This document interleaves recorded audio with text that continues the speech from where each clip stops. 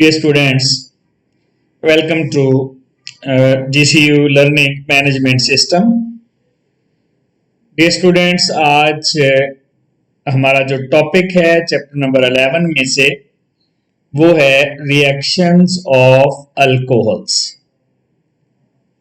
Last time हमने alcohols का nomenclature, classification और प्रेपरेशन डिस्कस कर ली थी। डियर स्टूडेंट्स, अल्कोहल के रिएक्शन दो तरह के हैं। कुछ रिएक्शन ऐसे हैं जिनमें अल्कोहल्स का CO बॉन्ड ब्रेक होता है। CO बॉन्ड ब्रेक होने का मतलब है यहां से OH ग्रुप निकलेगा। और दूसरे रिएक्शन वो हैं जिनमें OH बॉन्ड ब्रेक होता है।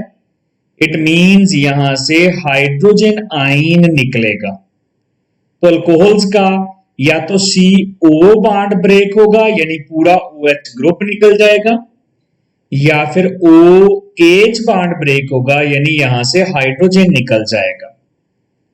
अब दोनों में अगर हम देखें रिएक्टिविटी कि जब CO बॉन्ड ब्रेक होता है अल्कोहल्स की रिएक्टिविटी और होती है, और जब OH बॉन्ड ब्रेक होता है तब अल्कोहल्स की रिएक्टिविटी डिफरेंट होती है। सबसे पहले है कि CO बॉन्ड ब्रेक कब होगा।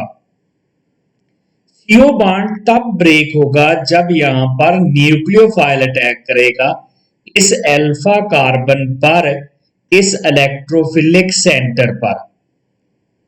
क्योंकि देखिए जब CO बॉन्ड ब्रेक होगा तो यहां से OH निकलेगा, और यहां से OH निकलेगा। ये OH न्यूक्लियोफाइल है, इस पर नेगेटिव चार्ज है। अगर ये न्यूक्लियोफाइल है तो इसकी जगह पर भी न्यूक्लियोफाइल ही आएगा। और अगर हम इलेक्ट्रोफाइल में देखें, अगर OH बॉन्ड ब्रेक होगा तो इट मींस यहां से हाइड्रोजन आयन निकलेगा। हाइड्रोजन आयन का मतलब है यहां से इलेक्ट्रोफाइल निकलेगा, और अगर यहां से इलेक्ट्रोफाइल निकलेगा तो इसकी जगह पर भी इलेक्ट्रोफाइल ही आएगा। इसका मतलब है ये जो फर्स्ट वाले रिएक्शन है जिनमें CO बॉन्ड ब्रेक होकर OH निकलता है, न्यूक्लियोफाइल निकलता है, तो उसकी जगह पर न्यूक्लियोफाइल आएगा। इट मींस इन रिएक्शंस को हम न्यूक्लियोफिलिक सब्स्टिट्यूशन रिएक्शंस कह सकते हैं जिनमें अल्कोहल का CO बॉन्ड ब्रेक होगा, जस्ट लाइक अल्काइल हैलाइड्स। और अगर इलेक्ट्रोफाइल अटैक होगा तो इसका मतलब है इलेक्ट्रोफाइल ही निकलेगा और उसकी जगह पर इलेक्ट्रोफाइल ही लगेगा। तो ऐसे रिएक्शंस को हम कह सकते हैं इलेक्ट्रोफिलिक सब्स्टिट्यूशन रिएक्शंस। अब जब न्यूक्लियोफाइल अटैक करेगा, OH निकल गया तो कार्बोकैटाइन बनेगा। और सबसे स्टेबल कार्बोकैटाइन कौन सा होता है, अगर आप यहां पर देखें तो जब यहां से CO बॉन्ड ब्रेक हुआ, OH ग्रुप निकला तो कार्बोकैटाइन बना। सबसे स्टेबल कार्बोकैटाइन टर्शरी होता है। टर्शरी कार्बोकैटाइन चूंकि सबसे स्टेबल होता है, इसका मतलब है ये सबसे जल्दी बनता है। मींस इस रिएक्शन में टर्शरी अल्कोहल सबसे फास्ट रिएक्शन देगी। क्यों? टर्शरी अल्कोहल से बनता है tertiary carbocation. Tertiary carbocation stable है, जो जितना स्टेबल है उतना जल्दी बनेगा, क्योंकि कार्बोकैटाइन का बनना रेट डिटरमिनिंग स्टेप है। यहां पर देखिए जब OH निकल गया कार्बोकैटाइन बन गया, दूसरे स्टेप में न्यूक्लियोफाइल का अटैक होना है, बिल्कुल जैसे SN1 रिएक्शन पढ़े थे, दो स्टेप में हो रहा था रिएक्शन। तो टर्शरी अल्कोहल, टर्शरी कार्बोकैटाइन सबसे स्टेबल है। यही वजह है इस रिएक्शन में टर्शरी अल्कोहल सबसे रिएक्टिव होती है। फिर सेकेंडरी, क्योंकि सेकेंडरी कार्बोकैटाइन, फिर प्राइमरी कार्बोकैटाइन, और सबसे जो लेस रिएक्टिव अल्कोहल होगी इन रिएक्शंस में वो अल्कोहल होगी मैथल अल्कोहल या मैथानोल। दूसरी साइड पे अगर हम देखें OH बॉन्ड का ब्रेक होना, तो जब OH बॉन्ड ब्रेक होता है तो ऑक्सीजन पर नेगेटिव चार्ज आ जाता है। जैसे जैसे अल्काइल ग्रुप बढ़ते चले जाएंगे, इस ऑक्सीजन को इलेक्ट्रॉन डोनेट करके, क्योंकि अल्काइल ग्रुप इलेक्ट्रॉन डोनेटिंग होते हैं, इस ऑक्सीजन पर इलेक्ट्रॉन डेंसिटी ज्यादा कर देंगे। और जब ऑक्सीजन पर इलेक्ट्रॉन डेंसिटी ज्यादा होगी तो उसकी रिएक्टिविटी बढ़ जाएगी। इसका मतलब है जितने ज्यादा ऑक्साइड आयन पर, जो अल्कोक्साइड आयन बना है उस पर जितने ज्यादा अल्काइल ग्रुप लगे होंगे उसकी स्टेबिलिटी उतनी ही कम होगी। अगर उसकी स्टेबिलिटी कम है तो उसके बनने के चांस भी कम है, यानी रिएक्शन स्लो होगा। तो फिर सबसे फास्ट रिएक्शन कौन देगा? मिथाइल अल्कोहल, क्योंकि इसमें ऑक्सीजन के साथ एक ही अल्काइल ग्रुप अटैच है। फिर प्राइमरी अल्कोहल्स, फिर सेकेंडरी और फिर टर्शियरी अल्कोहल्स। क्योंकि जो अल्काइल ग्रुप है वो इलेक्ट्रॉन डोनेट करते हैं, तो ऑक्सीजन को इलेक्ट्रॉन डोनेट करके यहां पर जितना ज्यादा नेगेटिव चार्ज होगा रिएक्टिविटी ज्यादा होगी। याद रखिएगा, किसी भी स्पीशी पर जितना ज्यादा चार्ज होता है, चाहे वो पॉजिटिव हो चाहे वो नेगेटिव हो, उसकी रिएक्टिविटी उतनी ही ज्यादा होती है। इलेक्ट्रॉन जो डोनेटिंग ग्रुप है, अल्काइल ग्रुप, ये इलेक्ट्रॉन डोनेट करके पॉजिटिव चार्ज को कम कर देते हैं। इसका मतलब है स्टेबिलिटी बढ़ा देते हैं, क्योंकि पॉजिटिव चार्ज कम हो गया। यही वजह है टर्शियरी कार्बोकेटाइन सबसे स्टेबल है। क्यों? क्योंकि इलेक्ट्रॉन डोनेटिंग ग्रुप ज्यादा है और पॉजिटिव चार्ज कम है। लेकिन अगर नेगेटिव चार्ज में देखें तो electron donating group negative charge को ज्यादा करेंगे। इसका मतलब है जितने इलेक्ट्रॉन डोनेटिंग ग्रुप कम होंगे उतना नेगेटिव चार्ज की डेंसिटी कम होगी, उतना ही उसकी स्टेबिलिटी ज्यादा होगी। स्टेबिलिटी ज्यादा होने से मुराद है वो जल्दी बन जाएगा। तो इस तरह दोनों रिएक्शंस में, जिसमें CO बॉन्ड ब्रेक होता है या जिसमें OH बॉन्ड ब्रेक होता है, इनमें रिएक्टिविटी का ऑर्डर डिफरेंट है। सबसे पहले देखते हैं वो रिएक्शन जिनमें CO बॉन्ड ब्रेक होता है। सबसे पहले है रिएक्शन विद थायानाइल क्लोराइड। ये वाला रिएक्शन चैप्टर नंबर 10 में भी हमने पढ़ा है, अल्काइल हैलाइड की प्रेपरेशन में। ऐसा रिएक्शन है जिसमें OH बॉन्ड ब्रेक होता है, निकल जाता है, यानी CO बॉन्ड ब्रेक होता है। पूरा OH ग्रुप निकलेगा, CO बॉन्ड ब्रेक होगा। चूंकि OH न्यूक्लियोफाइल है, तो जब यहां से न्यूक्लियोफाइल निकलेगा तो इसकी जगह पर भी न्यूक्लियोफाइल आ जाएगा, यानी इस कार्बन के साथ क्लोराइड आ जाएगा, प्लस HCl और SO2 गैस भी बन जाएगी। यहां से SO2 गैस, एक हाइड्रोजन एक क्लोरीन के साथ मिलेगा HCl, SO इस ऑक्सीजन के साथ मिलकर SO2, और जो एक क्लोराइड बचेगा वो यहां से न्यूक्लियोफाइल निकलेगा, वहां अटैच हो जाएगा। पायरिडीन चूंकि बेस होता है तो ये इस HCl को अपने साथ रिएक्शन करके सिस्टम से निकाल लेता है। Reaction with halogen acids HCl HBr in the presence of zinc chloride as a catalyst. तो यहां पर भी देखें ये OH, ये अल्कोहल का OH और एसिड का H मिलकर ये बना देंगे वाटर, और चूंकि यहां से OH निकलेगा, यहां से भी OH निकलता है, बाकी पॉजिटिव चार्ज छोड़ के जाएगा। जैसे NaOH, OH जाएगा तो सोडियम पर पॉजिटिव चार्ज आ गया। तो यहां पर भी जब OH निकलेगा तो कार्बन पर पॉजिटिव चार्ज आएगा, कार्बोकैटाइन बनेगा, तो उसकी जगह फिर क्लोराइड ले लेगा। इन रिएक्शंस में चूंकि न्यूक्लियोफाइल निकल रहा है OH, तो उसकी जगह पर भी न्यूक्लियोफाइल आएगा। It means these are nucleophilic substitution reactions. इसी तरह अगर हम रिएक्शन देखें इसका अमोनिया के साथ, तो एथेनॉल और अमोनिया NH3, अमोनिया का एक H इस OH से मिलकर वाटर बन जाएगा। चूंकि OH न्यूक्लियोफाइल है, ये निकलेगा तो इसकी जगह पर NH2 अमाइड आयन भी न्यूक्लियोफाइल की तरह एक्ट करके यहां अटैच हो जाएगा। थोरियम ऑक्साइड कैटलिस्ट है, ये हमारे पास एथल अमाइन बन जाएगा, प्लस वाटर निकल जाएगा। नेक्स्ट है वो रिएक्शन जिनमें अल्कोहल्स का OH बॉन्ड ब्रेक होता है। सबसे पहले है विद सोडियम। ये ऐसे रिएक्शंस हैं जिनमें alcohol as an acid behave करेंगे, क्योंकि जो भी हाइड्रोजन आयन देते हैं वो एसिड होते हैं।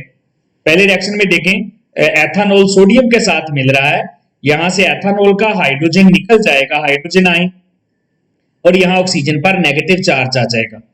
अब इस ऑक्सीजन पर जब हाइड्रोजन आयन निकलेगा, नेगेटिव चार्ज आ गया, तो इसके साथ सोडियम पॉजिटिव की शक्ल में आएगा। अब सोडियम पर पॉजिटिव चार्ज कहां से आया?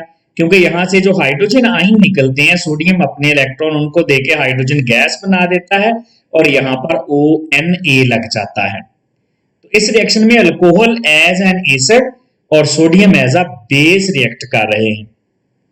इसी तरह रिएक्शन विद ग्रिग्नार्ड रीजेंट।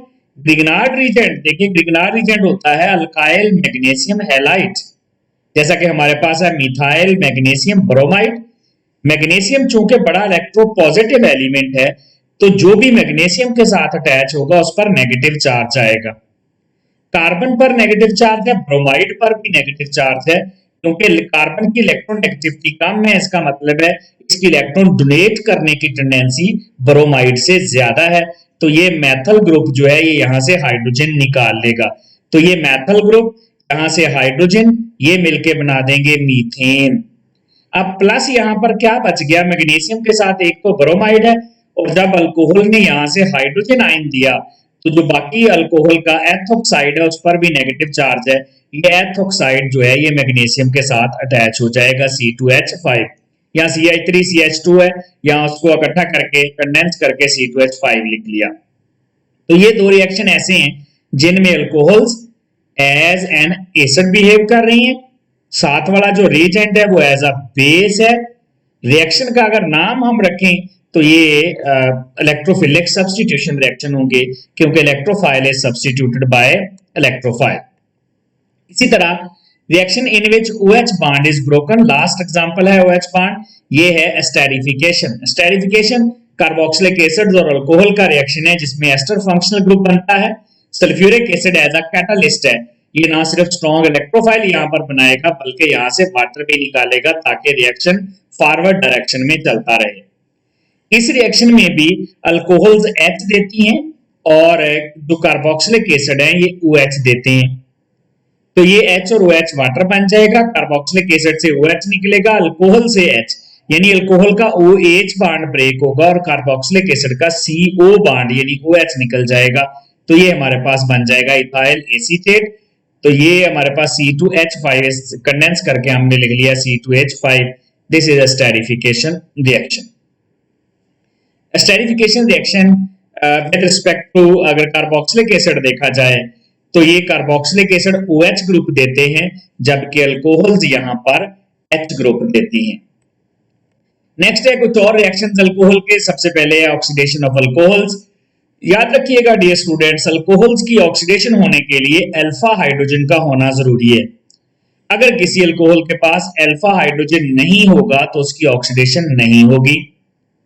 अब जो अल्फा हाइड्रोजन है वो किसके पास नहीं होता, टर्शरी अल्कोहल के पास। प्राइमरी के पास अल्फा हाइड्रोजन ज्यादा होते हैं, सेकेंडरी के पास कम।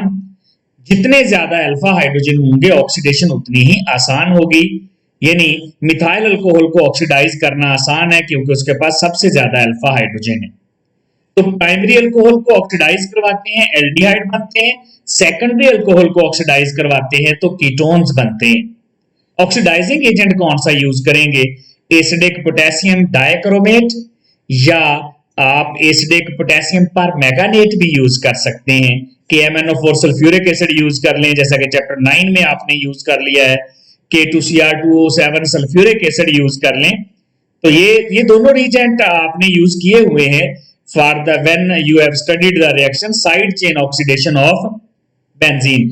बेंजीन पे जो अल्काइल ग्रुप लगे होते हैं जब उनकी ऑक्सीडेशन करते हैं वहां पर आपने ये रिएजेंट पढ़े हुए हैं, एसिडिक पोटेशियम डाइक्रोमेट वाला और दूसरा पोटेशियम परमैंगनेट वाला। तो इसमें देखें ये हमारे पास प्राइमरी अल्कोहल है। प्राइमरी अल्कोहल क्यों है, क्योंकि OH जिस कार्बन से अटैच है वो प्राइमरी है। ये ऑक्सीजन कहां से आया, ये इस ऑक्सीडाइजिंग एजेंट से आया। K2Cr2O7 और सल्फ्यूरिक एसिड जब आपस में रिएक्शन करते हैं तो K2SO4 Cr2SO4 थ्राइस वाटर और नेसेंट ऑक्सीजन बनता है। ये ऑक्सीजन यहां पर ऑक्सीडाइज करता है। रिएक्शन कैसे होगा, एक अल्फा हाइड्रोजन निकलेगा, इसके पास दो अल्फा हाइड्रोजन है, एक यहां पर निकलेगा ऑक्सीजन OH वाला हाइड्रोजन, यानी एक ये वाला हाइड्रोजन निकला, एक ये वाला हाइड्रोजन निकला, दो हाइड्रोजन, और ये ऑक्सीजन से मिलकर वाटर बना देगा। बाकी क्या बचा, CH3 और यहाँ CH बच गया क्योंकि यहाँ से एक H निकल गया और साथ हो तो ये एथेनॉल या एसिटाल्डिहाइड एल्डिहाइड बन गया क्योंकि ये प्राइमरी अल्कोहल थी। सेकेंडरी अल्कोहल की ऑक्सीडेशन करें, सेकेंडरी अल्कोहल में अल्फा हाइड्रोजन कम होते हैं तो सेकेंडरी अल्कोहल की भी ऑक्सीडाइजिंग जो ऑक्सीडेशन है हम उन्हीं ऑक्सीडाइजिंग एजेंट की मौजूदगी में करते हैं। यहां देखें हमारे पास सेकेंडरी अल्कोहल, क्यों सेकेंडरी है, क्योंकि OH जिस कार्बन से अटैच है वो सेकेंडरी है। ये वाला OH जो है इस कार्बन से अटैच है, ये कार्बन सेकेंडरी है। ये ऑक्सीजन कहां से आया, K2Cr2O7 और सल्फ्यूरिक एसिड के रिएक्शन से।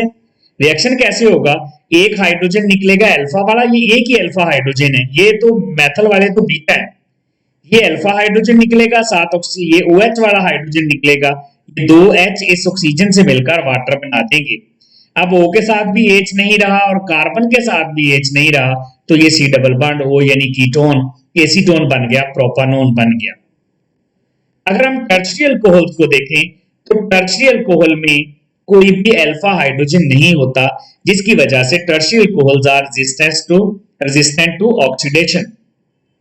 फिर टर्शियरी अल्कोहल में बहुत ज्यादा बीटा हाइड्रोजन होते हैं, इसका मतलब है इनकी बीटा एलिमिनेशन हो सकती है, जैसा कि चैप्टर नंबर 8 में हमने पढ़ रखा है जब हमने डिहाइड्रेशन ऑफ अल्कोहल्स वाला रिएक्शन पढ़ा था, that was beta elimination reaction preparation of alkyne में था।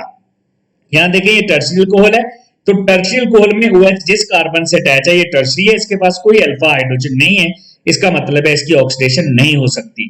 तो फिर क्या होगा, यहां से इतने ज्यादा बीटा हाइड्रोजन है, देखें 3 मेथल ग्रुप है, सबके पास 3-3 हाइड्रोजन है, यानी यहाँ 9 बीटा हाइड्रोजन है, इसका मतलब है इसकी डिहाइड्रेशन बहुत आसान होगी, क्योंकि जितने ज्यादा बीटा हाइड्रोजन होंगे उतनी ही एलिमिनेशन इजी होती है। तो यहां से निकलेगा OH, डिहाइड्रेशन होगी, और किसी भी बीटा कार्बन से हाइड्रोजन निकल के OH और H मिलकर वाटर बन जाएगा, और ये हमारे पास अल्कीन बन जाएगी। 2 मेथल ग्रुप वैसे ही हैं, तीसरे मिथाइल का एक बीटा हाइड्रोजन निकला है और वहां कार्बन कार्बन डबल बॉन्ड बन गया, 2 मिथाइल प्रोपीन या आइसोब्यूटाइलीन बन गया। इसके अलावा अल्कोहल्स की डिहाइड्रेशन ऑफ अल्कोहल्स है, ये टेम्परेचर डिपेंडेंट रिएक्शन है, ये भी आप चैप्टर 8 में पढ़ के आए हैं, प्राइमरी सेकेंडरी टर्शियरी अल्कोहल्स की डिहाइड्रेशन एट डिफरेंट टेम्परेचर्स। अगर आप टेम्परेचर ज्यादा करेंगे तो यहां से एलिमिनेशन होगी, बीटा एलिमिनेशन होगी। यहां से देखें ये हमारे पास OH ग्रुप है, OH ग्रुप और साथ बीटा वाला हाइड्रोजन, ये अल्फा कार्बन है CH2, ये मेथल ग्रुप बीटा है, एक H यहां से निकलेगा, OH से मिलके वाटर बन जाएगा, जब यहां से OH निकलेगा यहां बच गया CH2, यहां से H निकल गया यहां भी बच गया CH2, तो ये CH2 आ गया।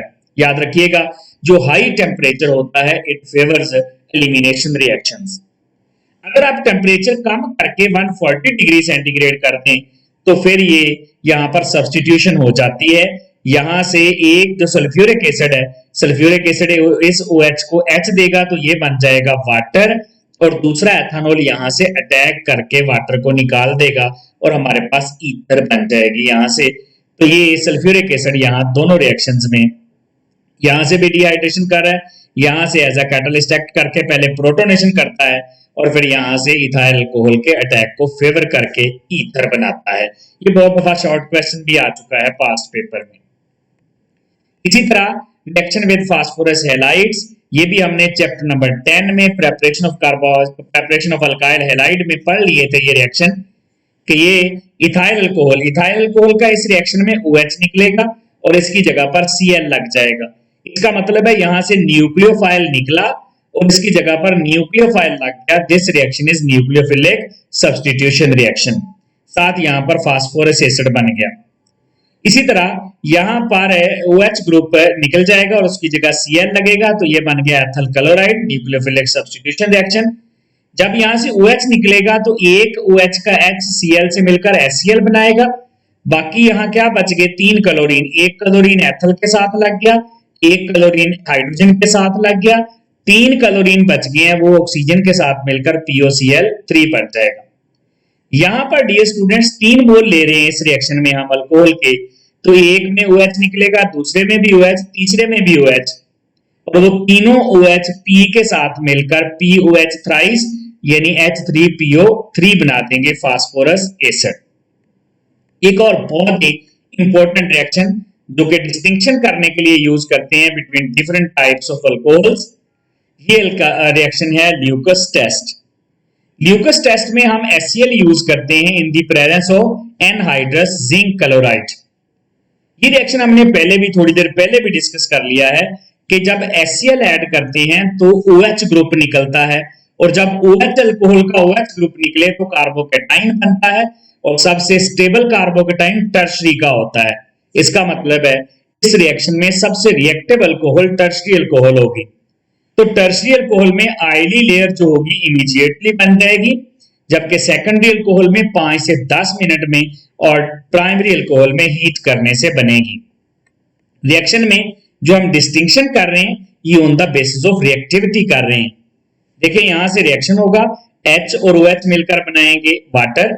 जब यहां से OH निकलेगा तो यहां पर बनेगा कार्बन का कार्बोकेटाइन, और सबसे स्टेबल कार्बोकेटाइन टर्शरी होता है। जो जितना स्टेबल होता है उतना जल्दी बनता है, इसका मतलब है टर्शरी कार्बोकेटाइन सबसे जल्दी बनेगा। अगर सबसे जल्दी बन जाएगा तो फिर क्लोराइड से जल्दी मिलके ऑयली लेयर भी इमीडिएटली बना देगा। तो जो टर्शरी है, ये देखें लास्ट में ये वाला टर्शरी है, OH निकलेगा, टर्शरी कार्बोकेटाइन सबसे स्टेबल है, सबसे जल्दी बनेगा। जल्दी बनेगा तो ये जल्दी क्लोराइड से मिलकर ऑयली लेयर बना देगा इमीडिएटली। सेकेंडरी अल्कोहल 5 से 10 मिनट में, क्योंकि सेकेंडरी कार्बोकेटाइन टर्शरी इतना स्टेबल नहीं होता। और प्राइमरी अल्कोहल जो है ये हीट करने से ही रिएक्शन करेगी, इसमें ऑयली लेयर हीट करने से बनेगी। ये बड़ा इंपॉर्टेंट शॉर्ट क्वेश्चन है कि how will you distinguish between primary, secondary and tertiary alcohols. जैसा कि बाद दफा क्वेश्चन आता है distinguish between 1 propanol and 2 propanol. तो 2 प्रोपानोल सेकेंडरी है, उसमें ऑयली लेयर 5 से 10 मिनट में बन जाएगी। 1 प्रोपानोल प्राइमरी है तो उसमें हीट करने से बनेगी। इसी तरह एक और रिएक्शन है मैथानॉल और एथानॉल में डिफरेंशिएट करने के लिए। मैथानॉल और एथानॉल को डिफरेंशिएट करने के लिए आयोडोफोम टेस्ट करते हैं। आयोडोफोम टेस्ट के लिए रीजेंट क्या यूज करते हैं? Iodine in the presence of NaOH। इसमें आयोडोफोम की येलो क्रिस्टल्स बन जाती हैं। येलो क्रिस्टल बनने से हमें पता चल जाता है कि ये रिएक्शन हो चुका है। याद रखिएगा मैथानॉल भी प्राइमरी है, एथानॉल भी प्राइमरी है, और प्राइमरी अल्कोहल्स में से सिर्फ और सिर्फ एथानॉल रिएक्शन करता है। इसकी रीजन क्या है? एक्चुअली आयोडोफोम रिएक्शन होने के लिए एसिटाइल ग्रुप का होना जरूरी है। एसिटाइल ग्रुप एथानॉल में तो है नहीं, मेथानॉल भी नहीं है, लेकिन एक्चुअली जब NaOH और आयोडीन आप इसमें ऐड करेंगे तो ये ऑक्सीडाइज होकर एथानॉल पहले एसिटाल्डिहाइड में चेंज होगा, और एसिटाल्डिहाइड के पास एसिटाइल ग्रुप मौजूद है, वो आयोडोफोम टेस्ट दे देगा। तो एथानॉल जब इसमें आयोडीन और वाटर डालता है, NaOH डालते हैं, आयोडीन और NaOH, तो ये बना देता है आयोडोफॉर्म, जिसके येलो प्रेसिपिटेट बन जाते हैं और हमें पता चल जाता है रिएक्शन हो चुका है। यहां से सोडियम और आयोडीन मिलकर सोडियम आयोडाइड भी बनाएंगे, वाटर भी बनेगा। प्लस यहां पर चूंकि 2 कार्बन है, जो तो एसिटाइल, जब इसे एल्डिहाइड बनेगा, एसिटाल्डिहाइड बनेगा, जो तो एसिटाइल वाला कार्बन होगा, मिथाइल वाला वो तो आयोडोफॉर्म बना देगा, उसके हाइड्रोजन निकल के। जो कार्बोनिल वाला कार्बन होगा वो एसिड का सॉल्ट बना देगा यहां पर। अगर हम मेथानॉल को देखें तो जब मेथानॉल ऑक्सीडाइज होता है तो ऑक्सीडाइज होने के बाद इसमें फॉर्माइल ग्रुप आता है, एसिटाइल ग्रुप नहीं आता। यही वजह है ये येलो प्रेसिपिटेट नहीं बनाता। तो ये आयोडोफॉर्म टेस्ट जो है ये प्राइमरी अल्कोहल में से सिर्फ और सिर्फ एथानॉल देगा, और कोई भी प्राइमरी अल्कोहल आयोडोफॉर्म टेस्ट नहीं देती है। लास्ट में है uses of alcohols, uses of methanol. Methanol is used as a solvent for fats, oils, paints and varnish. It is also used as antifreeze agent and for the denaturing of alcohol. अगर आपको याद हो तो alcohols को unfit करने के लिए for drinking हम उसमें मिथाइल अल्कोहल डाल देते थे, जिसको हमने मिथाइलेटेड स्पिरिट कहा था 10% डाल के। ये जब मेथानॉल डाल देते हैं अल्कोहल पॉइजनस हो जाती है, अनफिट फॉर ड्रिंकिंग हो जाती है। इसी तरह एथानॉल के यूज हैं, सॉल्वेंट है के तौर पर है, एज अ ड्रिंक भी यूज करते हैं, और कुछ कंट्रीज में फ्यूल के तौर पर भी यूज होता है, फार्मास्यूटिकल प्रेपरेशन में यूज होता है, और एज अ प्रिजर्वेटिव भी यूज होता है। जैसा कि बायोलॉजी की लैब में डिफरेंट जो एनिमल्स होते हैं वो उनको सेव करके प्रिजर्व करके रखा होता है, तो वो या तो एथानॉल होता है या फॉर्मालिन होता है। फॉर्मालिन फॉर्मेल्डिहाइड का 40% सोल्यूशन यूज करते हैं। तो ये था डियर स्टूडेंट्स हमारा लेक्चर, जिसमें हमने डिस्कस किए हैं reactions of alcohols. Thank you very much.